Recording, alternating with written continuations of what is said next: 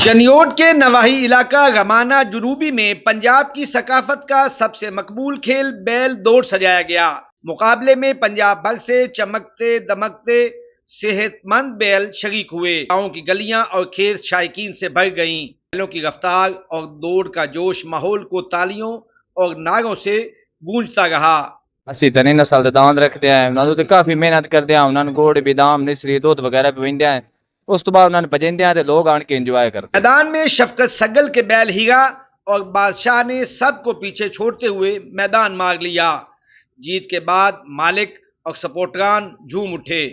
फाते सवार को trophy, cash और इनामात दिए गए। बैल दौड़ मुकाबलों में सैलाब से मुतासरा देहातों के लोग भी अपने अपने बैल लेकर शरीक हुए।